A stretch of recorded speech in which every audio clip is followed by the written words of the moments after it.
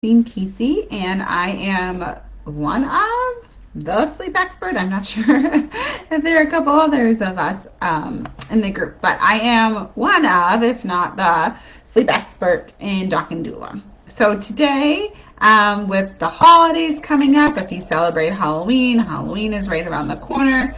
So I just wanted to talk a little bit about kind of what to do in those situations, those times when maybe bedtime is going to be a little bit late. Maybe you're traveling for holidays, maybe, whatever it is, parties coming up.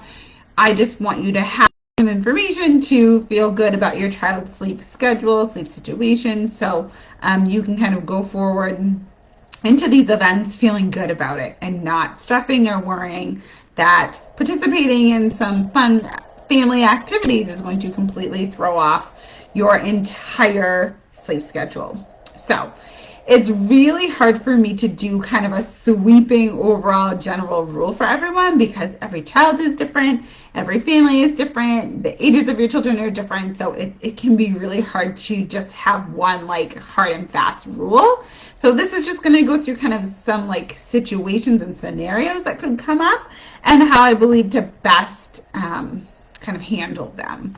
So the first biggest thing, like for me, bedtimes are always the biggest time to get back on track if your day gets a little bit crazy. So if you're out during the day, naps are missed, naps are short, things like that, naps are not at home, that's okay.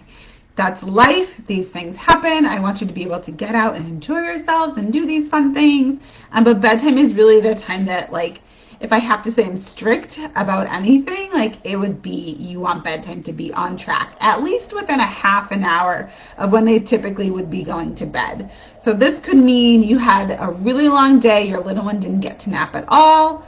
If you come home in enough time, I would get them to bed a half an hour before they might traditionally go to bed.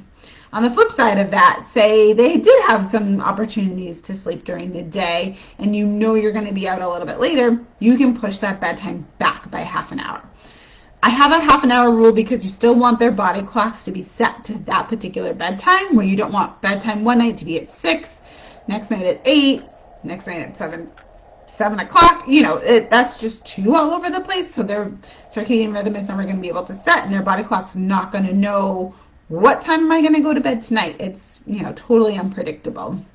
So even if your day gets messed up, really hopping back on track at bedtime is going to help the following day. If you know you're going to be out late and miss a bedtime, try to schedule some nap or rest time before that.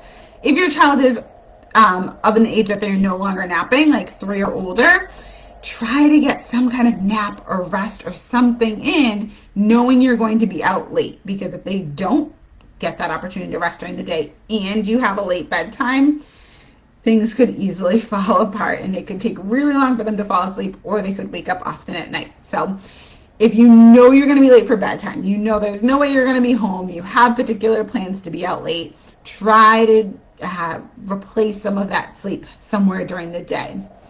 Say you have 2 little ones and you want to head out for some trick-or-treating. Like, yes, it is getting lighter earlier, so you're not going to be out as late.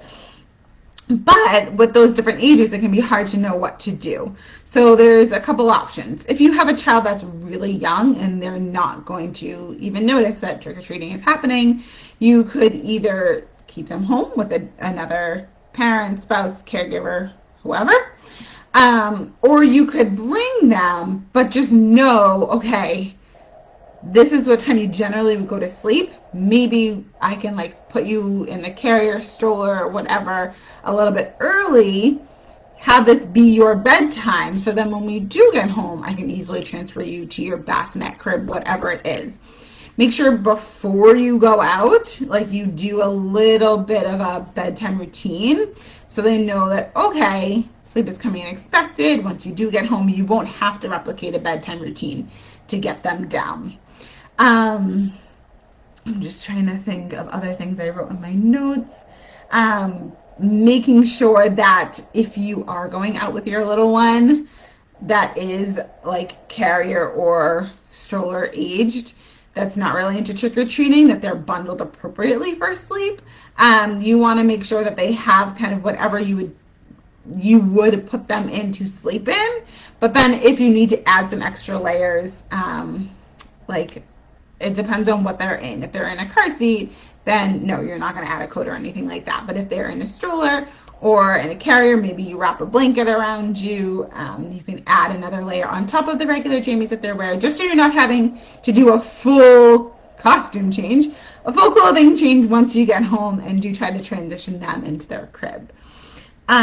So the biggest thing is really going to be, if you're out and about all day for holiday parties, Halloween, whatever it is, then you're going to want to get that bedtime a little bit earlier, if not right on time. If you know you're going to be out late, then you want to try to make up for some of that sleep before in the day, before that bedtime comes, just so you're not running into an overtired child.